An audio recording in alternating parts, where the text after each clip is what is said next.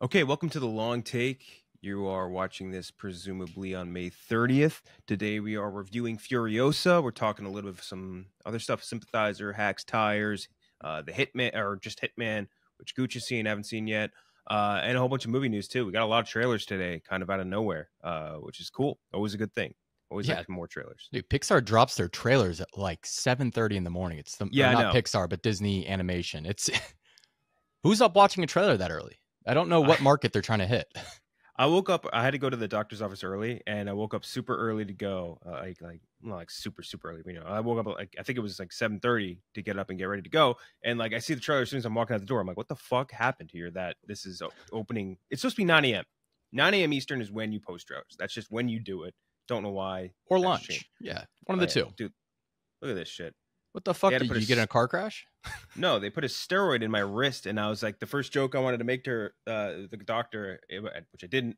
It's just in my head. I was like, great, now I have steroids in my wrist so I can jack off harder and faster with more efficiently. And I was like, didn't say it. It was in my head. I'm like, can I tweet this? But I was like, there's no obvious sign of a wrist fuck up, like, because it's just like a steroid and like a Band-Aid over the thing. And I'm like, no one will. This is just a Band-Aid on a wrist. It's going to have you looking like Andy Roddick. Have you ever seen Andy Roddick's uneven ass arms? It's very funny. No. He looks like he's got one big one and one skinny one from tennis. I mean, that makes sense, right? Yeah, but his is very noticeable. Oh yeah. No, one of them is just jacked out of his mind. Jesus, it's so big. Sucks. The big one is so big. This thing, I bet he cranks his hog. Like you would not, but that's like dangerous. You don't know your own strength. You know what I mean? Because like he's not like he's doing gonna work on his backhand. Yeah. There's nothing that sucks more than this though. Like any wrist injury, because like everything you do just involves this fucking hand, and it's like my right hand. It's just God, I hate this shit more than anything. But anyway, that's all boring. We do have some trailers again. First being Wolves. That's annoying Title. Wolves. It is. It's very. I get what they're doing, like lone wolves, but oh, man, it's stupid. Every time I look at it, I want to like my brain tries to autocorrect it. It's John Watts, who obviously did the Spider-Man trilogy, among other things. Brad Pitt, Amy Ryan, George Clooney follows two lone wolf fixers that are assigned to the same job. Looks cool. Looks like they're trying to recapture the Oceans, obviously, like kind of chemistry that they had, which is smart. Obviously, I mean, they had a great chemistry together. But it's one of those things. Like I look at them, like, how do you, especially just because of like the themes of like the sort of like smooth, funny crime comedy thing going on. It's like, how do you make sure that this stays different from Oceans and kind of like forges its own path? Don't know. Honestly, I wouldn't care if it's ripping off Oceans. I don't mind because Oceans is great. At the very least, one very, very good movie and two solid ones, and then Ocean's 8, which kind of sucked. Yeah, Wolves is a stupid title. They should just call this Pitt and Clooney. Pitt and Clooney. That'll get people, and I'm surprised it's going to theaters. So I thought this was going to Apple. It does look like an Apple movie. Yeah. Could it be good? I think so. Just based off like it's Brad Pitt and George Clooney together for 2 hours. Sure, sign me up. On the other hand, this trailer did absolutely nothing for me. Nothing. Yeah, not a lot of funny lines or anything. Like I think the funniest thing was like how they were talking about how they dress the same. Yeah. Like you guys look exactly the same. You're doing the same thing. You're partners, and he's like, no, we're not partners. But that was not a lot of like hard hitting jokes. I will say, if you remember the Nice Guys marketing, that had terrible trailers too. True. And then it ended up being hilarious, and it was like two buddy cops, and it worked very well. Yeah, maybe that's this, or maybe it's just a way more shot in the dark combo of dudes too, with Russell Crowe and Ryan Gosling. Should not, and nobody. I don't think anybody looks at that and says like, yeah, those two guys belong together. And these two obviously have been together and worked together and to great results. Yeah, no, Jeff saw that trailer and his hog was cranked. Yep. Oh my God. I think my exact phrasing was a bullet hole in his in his underwear. Ropes that could birth the Titanic. Oh my God. Keep it in port. Hopefully it didn't wake Kirk up. Yeah. The next trailer was Moana 2, which we just talked about with Pixar dropping early. Same cast for they only listed, at least on IMDb and Wiki, just the same three major cast members. After receiving an unexpected call from her wayfinding ancestors, Moana journeys to the far seas of Oceania into dangerous long lost waters for an adventure unlike anything she's ever faced. We've only ever seen her face one thing, so I mean, I guess that's a reasonable expectation for an audience. So I think Moana is like one of the cooler Pixar movies. Looks amazing. Even in retrospect, it's Disney probably, animation. like, I almost did yeah, that. I almost made that mistake earlier when I sent the tweet out. It's not yeah. Pixar, is it? It's like That's she's a not full on. because I fucked this up when we did that dozen challenge. Remember? Oh yeah, you did. This is Yeah, like, yeah, this is a she's technically a princess now. One of yeah. their big coterie of the coterie of princesses. Yeah, She's Coterie in of it. Princesses from the was it Peacemaker. Peacemaker Internet or something? Oh, Well, Coterie is from that, but yeah, the princess group. that's where I learned the word. But they the first one was amazing. I think that's like what 2016, 15, something like Sounds 16. right. Yeah, but like that looked amazing then. Still looks great. It's just like gorgeous animation, especially like in the water, which I feel like is difficult to do at any level. Looks incredible. It was a great story. I see a lot of people with like a little bit of trepidation about it, and I get that. But you know, I don't know. Worst comes to worst, what? It stinks, and you just go back and watch the original one instead. It's whatever. Yeah, none of these. I feel like these animated sequels, especially from Disney, ever turn out that well. Yeah. In recent memory, they've been better, I guess, with Puss in Boots or whatever it was called. What was that? Yeah, one that called? was weirdly good. That was a very big surprise one. That one was good. Sing 2 was good, but yeah, no, for the longest time, sequels even to stuff like The Lion King were fucking terrible. Yeah. This looks, Man. I thought it looked pretty good. I mean, just as, same vibes, same kind of humor, same music as the first Moana, which I loved. So sign me up once again. The Rock, hell yeah, come back, sing or do whatever you can do. Is Lin-Manuel Miranda doing the music on this one? You got to be thinking Lin-Manuel's on there somewhere. It's one of his better soundtracks. He is like, the music in Moana is good. Like, only thing that wasn't great was he's a cringe Jermaine human Clement's being, song. but there are spots where he hits, and Moana was one of them. Yeah. Oh, I need Jermaine Clement back is what I need. I don't see him on the list. At least on his IMDb, I don't see on not Jermaine Clement, on Lin-Manuel Miranda. I don't see him coming up. He's got only one thing on his upcoming. Damn. His last credit was Puerto Rican pubic hair from Big Mouth. What the fuck? Yeah, I'm just looking at the Disney sequels too. They're tough. It's like Frozen 2, The Lion King 1.5, Lilo and Stitch 2, Kronk's New Groove. Lilo and Stitch 2. Yeah, Stitch has a glitch. I don't. Oh, okay, yeah. I don't remember much of that one. Bambi 2, didn't even know that existed. Mulan 2 was very bad. Mermaid, The Little Mermaid 2, that I don't remember. So many of these. Don't remember them at all. Tarzan and Jane, Pocahontas 2. Yeah, I remember that. That was tough. Hunchback of Notre Dame 2. What more could the Hunchback possibly? That's whatever. Gets cucked again. Gets cucked for a second time.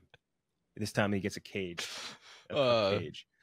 But yeah, that's Moana 2. One of the things I just put on the list because it made me laugh that they debuted the new Reacher villain. They cast this guy. He's a Dutch bodybuilder or something, Olivier or something. He's a 7'2", 350. And when I just see that, I'm like, this is exactly why Reacher is the absolute best. It's because the entire show is basically just commenting about how big Alan Ritchson is. It's like, look how big Reacher is, and like he's like 6'2". He's huge. He's obviously like muscularly massive. But like they're like, hey, how's the weather up there? It's like he's 6'2". It's like it's tall. It's not unreasonably tall. And now they're like, yeah, well, now we're going to show you a real big boy, 7'2", 350, just an absolute fucking tank. Dude should be playing center instead. He's going to be here beating Richard's ass.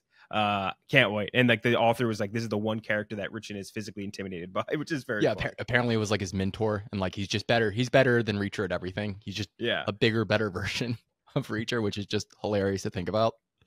Dude, oh my God. So fucking funny. It's why it's the best show. It's such a randomly like should not be as great as it is show. And I'll be honest, I know Reacher fans, like the book fans, like just hated Tom Cruise in the movies. I still like the movies quite a bit.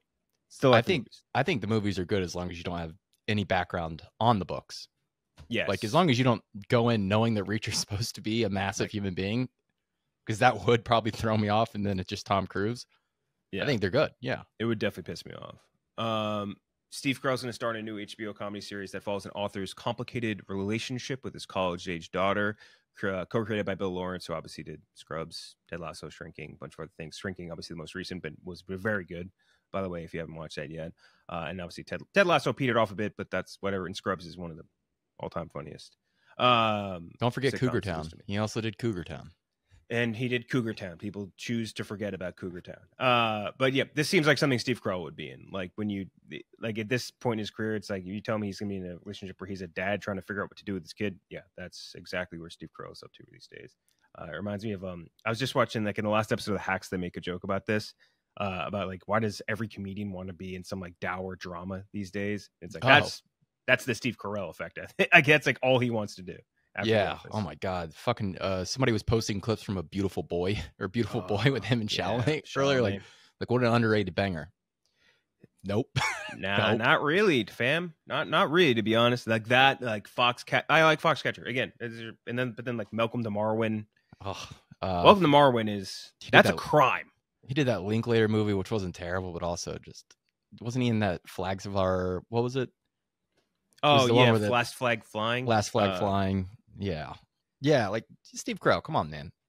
You're an all-time comedy talent.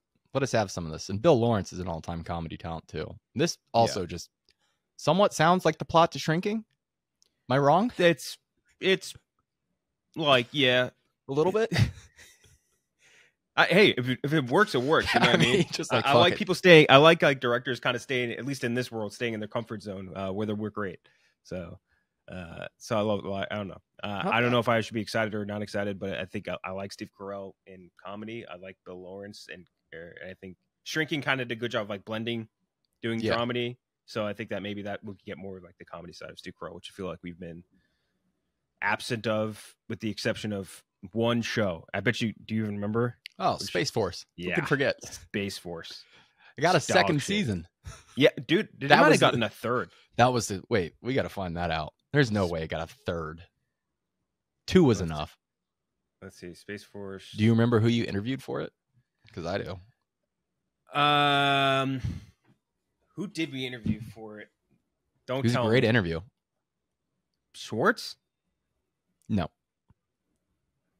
Fuck. Jimmy O Yang? Yep. Yeah, he was really funny. Yeah. I thought it was for his comedy special. Maybe it was, but maybe it was releasing at like the exact same time as that. That's why you guys talked about it. Because I think it hadn't come out yet, so you guys didn't really know. Only 2 seasons. That makes way more sense. Yeah, created by Steve Carell. So maybe his comedy chops have kind of gone by the wayside. I don't really know. But yeah. This is the same. If you go through the Space Force cast, it's literally pretty much half of everyone who was in Pop-Tart? Unfrosted. Yeah.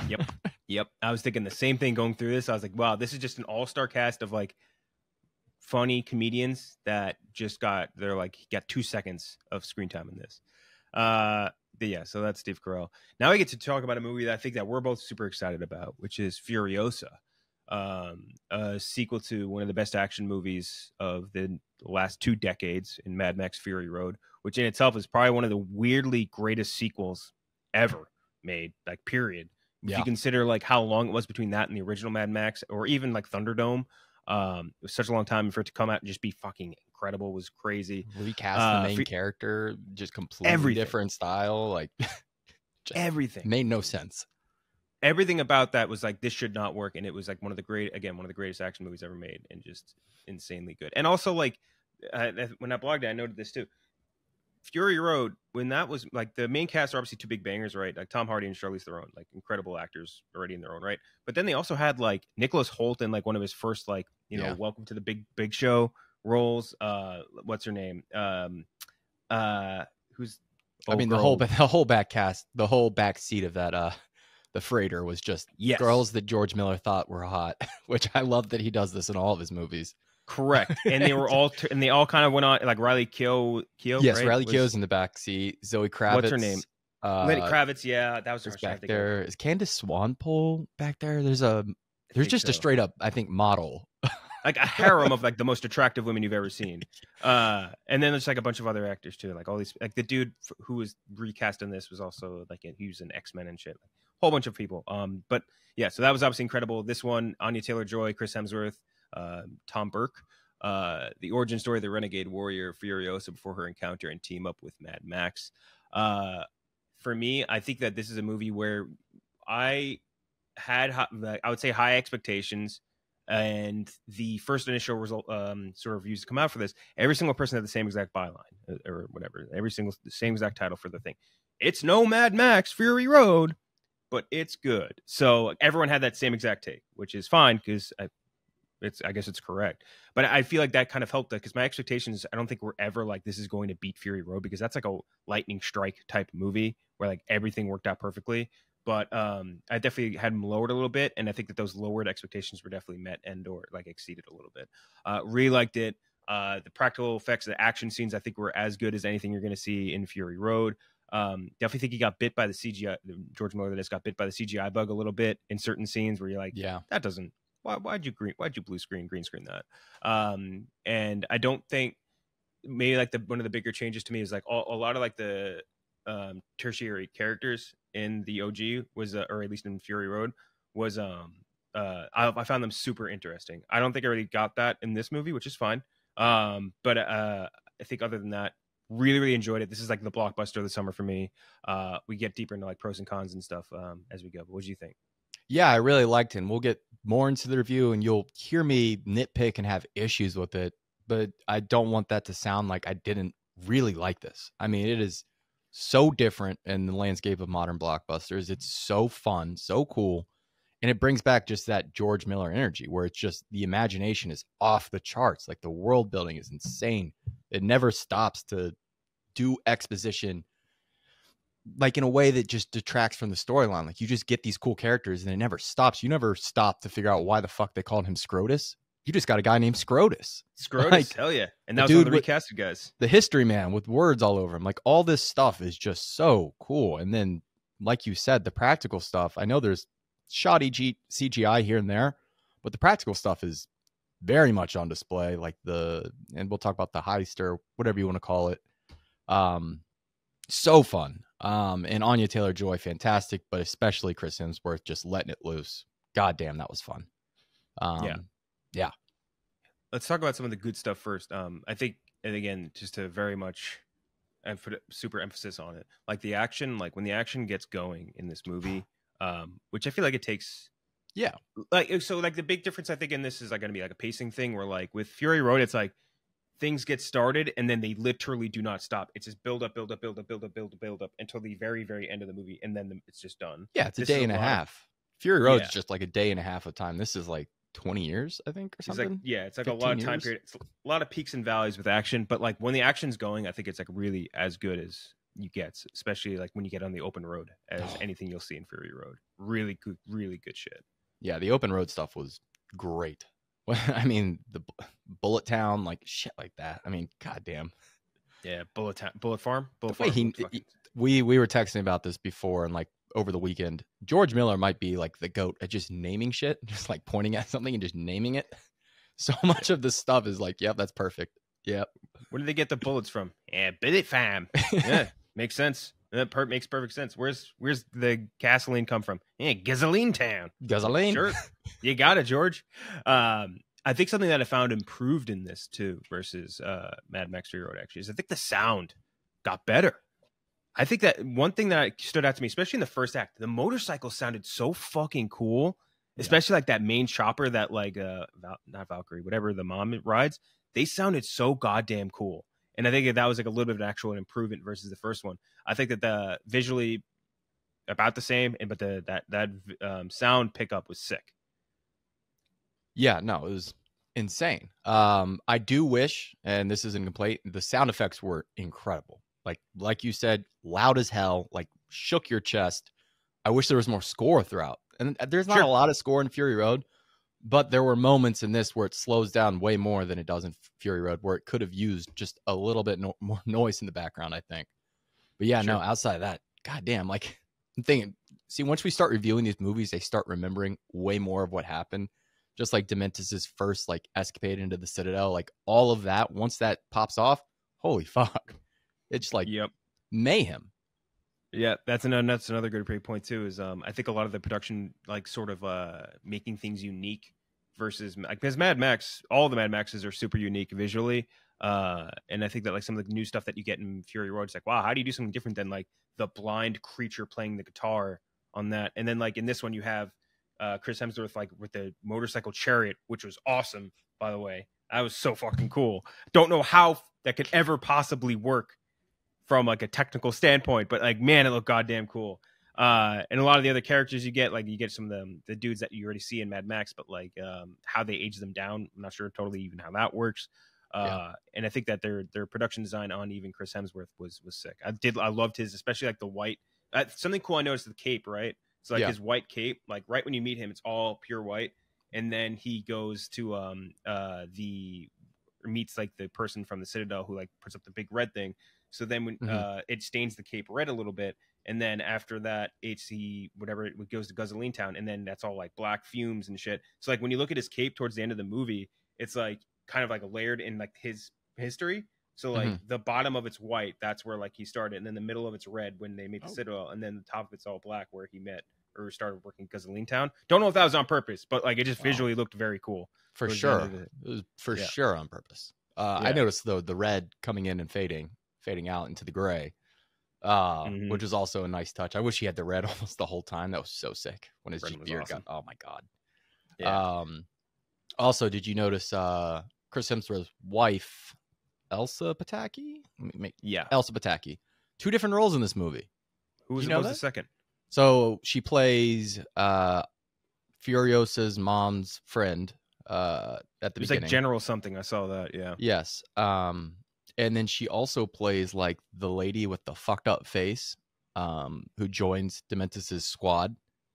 Really? That's her too? Yeah. Mm-hmm. She just a ton of obviously prosthetics on her face to hide how beautiful that woman is. But yeah, no, 2 roles, which also just rules. I had no idea, but that's again. There's a lot of like recasting. Like Scrotus was the guy that was with I think his name is Nux. It was Nicholas Hoult. Oh yeah, Nux. That was the same character. I think that Furiosa as a character, George Miller played really well. I think we talk about it a lot. Whenever you get like a female protagonist, a lot of directors and screenwriters kind of like shy towards being like, no way a girl could do this, and like. There's just nothing, no bullshit like that. It's just like she is a badass, and there's nothing else more you need to know. There's no exposition that you can't physically see happen on screen. And I love that with Furiosa. And I think Anya Taylor-Joy did a really good job, considering like she's not like a super physically imposing person at all, but she was still super scary throughout the movie. It's like, especially as she builds up and becomes more of like a badass. So really liked Anya Taylor-Joy's performance, especially considering too. Not a lot of dialogue. She does like they mentioned that a lot throughout the lead up to this movie too. She had like 10 lines of dialogue, made every single one of them count. Yeah, no, I wish we had gotten her sooner. We can talk about the pacing and the plot here in a second. But yeah, no, I found her fantastic. And like you said, I hate when a common trope would be like you start out as like the innocent, shy, like girl who's never had any hardships in your life, and you get thrown into danger and become a hardened, warrior through that. No, this girl was like 6 years old, like chewing on like gasoline, gas lines, like trying to blow up a motorcycle she's being taken on. Like she was just a badass, like very believable. Which I again love that. Now, how do you feel about the pacing and the plot? I see that's where the biggest complaints have come from, and I have my own issues too with it. Yeah, so this is more in like the con section. I think that was my biggest thing going out of it was like, and it's tough again with trying to just do it all comparatively to Fury Road. But Fury Road is just such a straight shot of like adrenaline that just keeps building and building and building and building and building until the fall off. And this is very like stop, start, stop, start, stop, start, stop, start, and like I kind of feel like in a way you get a lot of that, and if you get like a really good final climax, like great. But the climax of this, maybe because, and spoiler alert, so skip forward if you haven't watched it yet. I think the final battle being abbreviated is maybe kind of takes away from that. And like we get plenty of battles, so it's not like, oh my god, I just need more battles in this. I need more big, giant set piece action. Like I would have loved it, but I don't think it was totally necessary. But I think that being abbreviated and kind of just getting that one-on-one conversation, which was great too, maybe hurts that sort of flow of the pacing a little bit, because it kind of just is a lot of stopping and starting. Yeah, it's weird. It's 2.5 hours and it feels like I got a lot, but there's almost like I wish I had more because of how the story was split up into these chapters, which I don't know if you knew this, and I didn't know this until a few days ago. This was initially just supposed to be an anime series. Really? That George Miller had basically pitched. He basically pitched the Animatrix to come out with Fury Road. It was going to be an animated series that came out like 2 weeks after Fury Road came out as a supplement to Fury Road, with also a video game attached. So you'd have the video game, the series, and the movie all combined to kind of paint the full picture of where we're at. They obviously didn't want to do that because Warner Brothers was like, fuck no, we're not doing the Animatrix again. Because it was a disaster. So they were like, we'll do the movie, though, after Fury Road popped off. But I feel like the story pacing was still kind of set up like a series. Does that make sense? Like, I still see the bones there. Those chapters where maybe we get 40-minute episodes on each one of those chapters, and then you have time to do everything you want to do. I don't know. But yeah, like you said, like, I feel like I got enough, but like I would have loved to see the fucking war, like the 40-day war, whatever they called it. Was that what they called it? 40-day war? Yeah, like the Wasteland War or some shit. I would have liked to see like her grow up a little bit more and like see how she got into that position. You know, hiding around, acting mute, shit like that. I'm sure she had some close calls along the way. Things like that I would have loved to have seen. Happy with what I got, but 2.5 hours. You can't really add much more. I don't think he can go much longer than 2.5 hours on this. We always talk about this with like certain movies, and I think like Snyder Cut had mentioned this too. I think like if you were to break this up, because I'm assuming they have a ton more footage. If you were to use that extra footage and break this up into like a 6-part miniseries, I think it would be awesome too. I mean, he said he only finished the final edit of the movie like 2 weeks before they finished. They premiered it wherever it was, like Cannes or something like that. So if he has more footage, I'd love to see more of that. Because I also think that there's certain points where you can tell that there was reshoots. I think a lot of, and this definitely threw me for a loop at first, the opening scenes where they are in like the twilight when they're on the sand looks great, but then when they're in that like the rock sequence with the mom, I'm like, that's really bad. That was bad. That was really bad.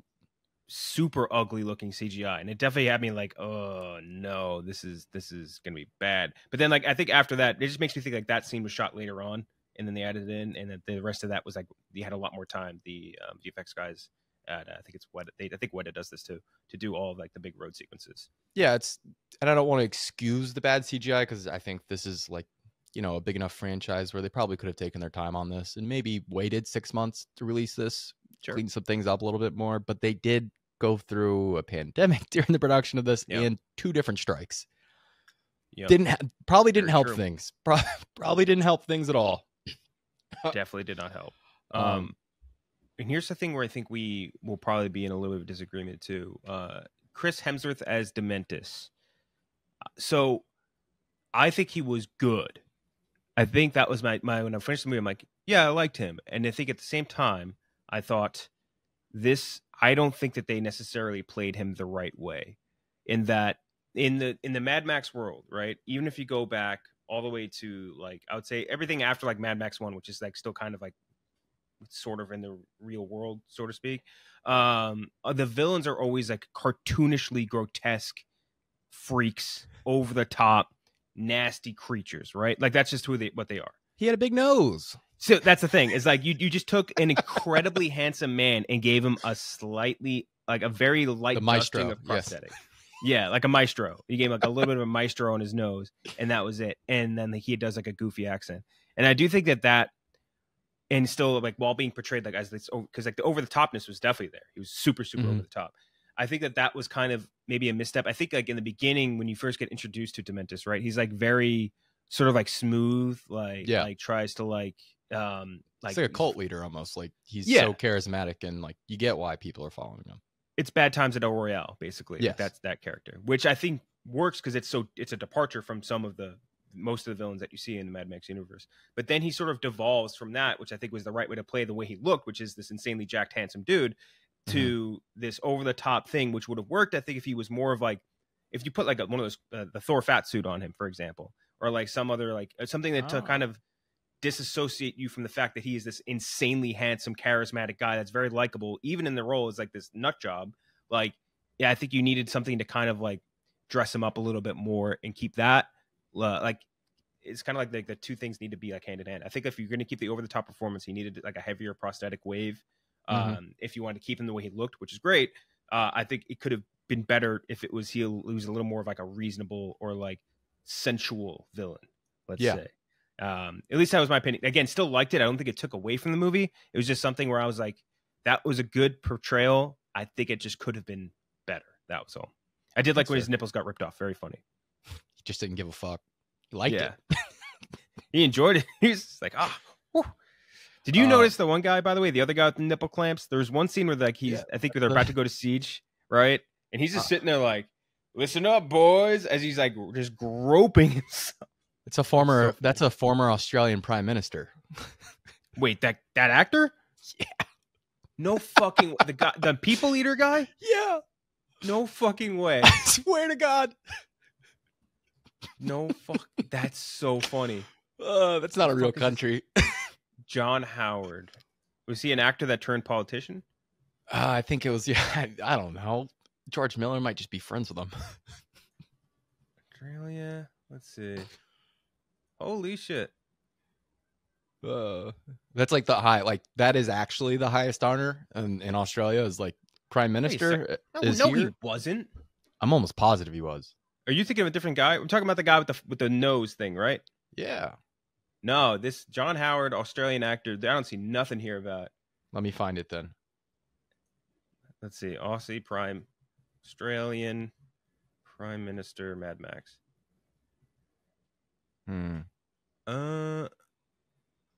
You got duped. You definitely got duped. I maybe got duped. You 100% got duped. I don't see. I did Australian Prime Minister Mad Max got no results. George Miller, you fooled me once. Don't do it again. Holy shit. Yeah, I don't see nothing in here about that. You really you fucking got me. I completely believed you because he looks like the guy that would be a politician in part-time. No way that guy would be rubbing his nipples. Although that it's so believable because that's just something I would believe Australia would do, you know? You finding nothing? I'm finding nothing. You got duped big time.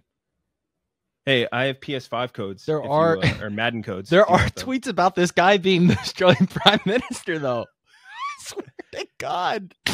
Oh my God. You got duped so bad. Holy shit. I'm sending this it is to all you staying now. in. That's fine. But I get either way, it's very believable. I mean, we had a president that like beats up women in Western movies, so literally anything could happen. But yeah, so that's most of your thoughts on Furiosa. Reelected. I sincerely think it's like the blockbuster summer. I don't know how anything kind of beats that. The numbers I don't think were like phenomenal for it, which is you show me. Trap is coming out, and what's that? Trap is coming. When he gets trapped, he's gonna get trapped at the concert. See, I thought you were going to say a different movie. I can't even think of what else is coming out. Big. Wow, you can't? You really can't think of another movie that's coming out? Megalopolis. Yeah, that's later. That's not going to be the blockbuster. That's not the summer blockbuster. That's the award season sweep. What day does it actually come out? When does it actually release? What? Megalopolis. When's its actual release date? Oh, literally not listed. Incredible. Well, it has to be. I can't. This is gonna be such a fucking bad movie. I can't wait. Every tweet about it makes me more and more interested in how bad it's gonna be. But yeah, Furiosa, blockbuster of the summer. Super. If you haven't seen it yet, highly recommend go watch it. Very worthy prequel to Mad Max. For sure. And maybe you want to go watch Mad Max again, which again, Mad Max is about as perfect a action blockbuster as you'll ever watch. It's also more than likely going to be the last Mad Max movie we ever get. So, it's only going to be in theaters probably a few more weeks. Go see it while you can. Unless, George Miller's going to be making what do you call it? I don't think they're ever going to finance him to do another one of these. This thing fucking flopped so hard. It flopped so hard. $30 million. That is insane for Memorial Day weekend. Exactly. Let's see. Furiosa and Garfield flop. I'll be honest. I ain't seen shit about Garfield. I haven't seen a peep about Garfield, and which is, I mean, it's not like Garfield's some like major, huge motion thing, like humongous thing, but like I figured an animated movie with a cat, like they'd be like tossing that up everywhere, like voice spots, like with Chris Pratt doing shit. I haven't seen anything, not a peep. Yeah, no, I mean, it's fucking Garfield. Yeah, worst Memorial Day weekend Since Casper, I think, is what I saw, or something in like that. decades. Yeah, it was like Casper in 1997. 1989. Oh. Jesus Christ, that's rough. But again, if you're gonna go see a movie, it's the one to see, and I would recommend large format. Or if Hitman is playing near you, which it is kind of in some places at Regals and smaller theaters, definitely go see that in a theater. I do not know what the fuck they were thinking not putting that in theaters. It is so that's next up. Hitman. I haven't seen it yet, but you obviously went to go see it in theaters. Give us a rundown. It is my favorite Linklater since Everybody Wants Some. Not better than that, but it is very good. Very, very good. If I had to give it a numerical score, it's in the 90s. It is just a great time. Like, it's just something you don't get a lot of anymore. It's very fucking funny. It's very sexy. Glenn Powell, who I have like maybe not bought fully in on the hype yet, I'm fully bought in now. He is very clearly a movie star. This is the perfect vehicle for him. They basically just let him dress up as different actors, different characters. Love that. And do his thing and just flex his charisma. I mean, he has got it in spades. He carries the movie front to back. It's a little long, but honestly, could have gone for another 30 minutes and I would have loved it even more. I mean, it is great. And it brings back a lot of like Linklater regulars. It's got the girl in it is from, she played Bix, who is a fan favorite from Andor for obvious reasons. And she is one of the most beautiful women I've ever seen in my whole life on screen. Yeah, no, it's a great movie. It really is. Is rom-com like a good description of it, or is it closer to like dramedy, or it's hard to tell. It's almost like a comedic Mr. and Mrs. Smith, if that makes sense. It's a much better movie than Mr. and Mrs. Smith. Well, let's take it easy on Mr. and Mrs. Smith. A movie I like. A movie I like, but this is a lot better. Like, if this came out during the summer, I really do not know, because this hit Sundance last year and then nobody bid on it except for Netflix, apparently. Damn. I don't know what these studios were thinking. This is like the most obvious. This would have had incredible word of mouth. Glenn Powell's hot in the streets right now. No one's hotter. I don't know how this isn't in theaters. I really don't. Like, this is like a $150 to $200 million like return on probably a $30 million movie. I mean, it's tough because like we don't get a lot of good rom-coms too. You know what I mean? And like we just talked about what was the one we just mentioned or just watched? Shit. Anyone But You? No, we just watched a rom-com recently. That was solid. Fuck, in theaters? Yeah. Fuck. What was it? It might have been streaming. I don't know. I don't remember. But yeah, those are like kind of rare, few in between. So definitely go see that. Sympathizer ended, and so did Hacks. I think Hacks' final episode. Wait, what? I feel like I only missed 2. I'm only 2 weeks behind on Hacks. Oh yeah, they're dropping like 2 episodes a week, aren't they? Yeah. Okay. The last one I watched was episode 8, and it certainly felt like a finale. That sounds right. I think that sounds about how many episodes their seasons have. Oh, there's one more, episode 9, May 30th. Okay, so there's gonna be one more, and I guess that might be okay. Right, there's 2. I don't know, but anyway, so Sympathizer definitely ended. Hacks coming up on ending, but Sympathizer, great ending. Awesome final few scenes. I think were worthy of all the buildup that you get throughout it. All like the super interesting familial bonds and the espionage and all that shit. Super cool, great ending. I think that the actor that plays, let's see, what is it? I know it's Hoa. I don't know how to pronounce it. It's like Hoa, Hoa Swan or something along those lines. But he was incredible. I think he's like one of those guys where like I want to see him in more stuff sooner actor rather than later. Yeah. Yeah, no, he was. I mean, I love RDJ, but this kid was out acting him in a lot of scenes. Like, upstaged him.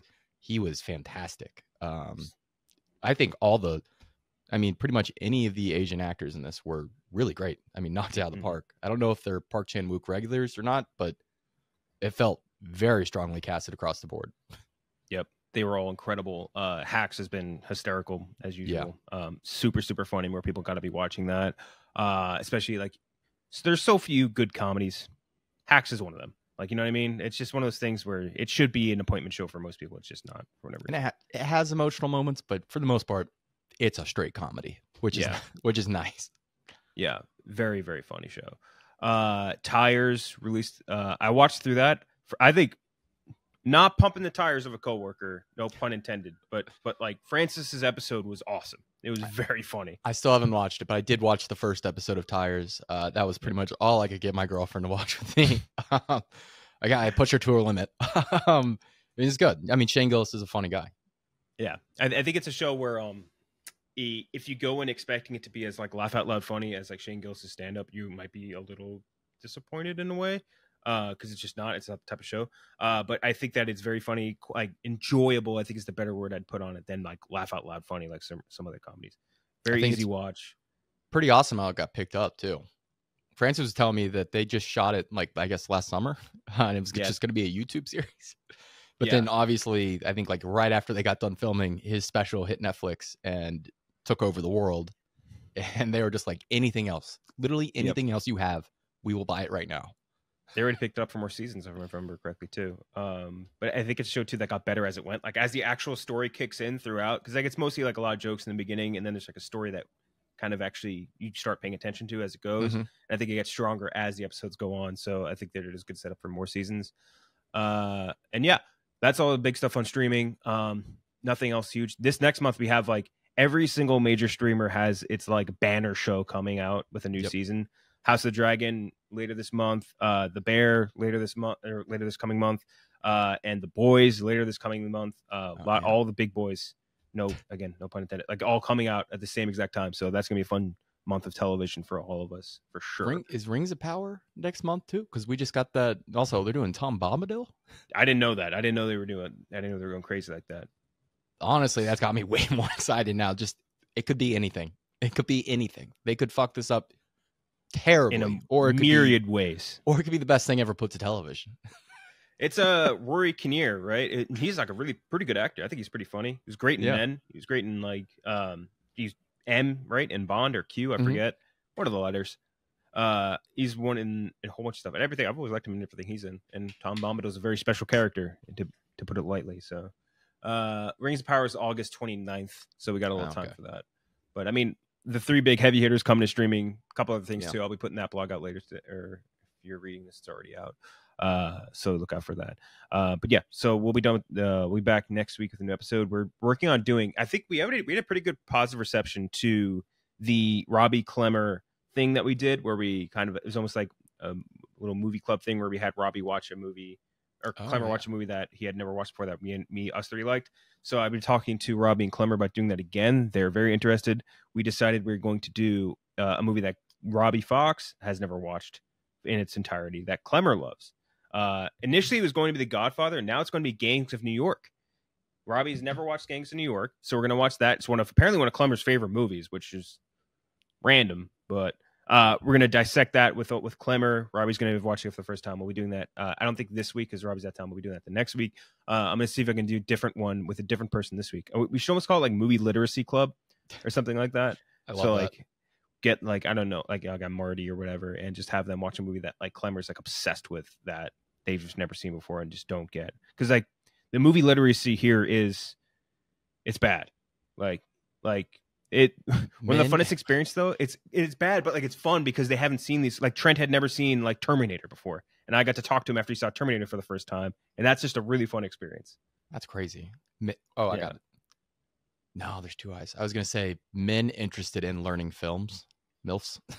MILFs, yeah, and man, I love film. We could just call it Man, I Love Film. Man, I love film. Man, I love film. All right, man. Goddamn, man, I love film. Okay, but yeah, that's the episode. We'll be back next week with we'll try to do a movie club or MILF. Sorry, Piss Boys.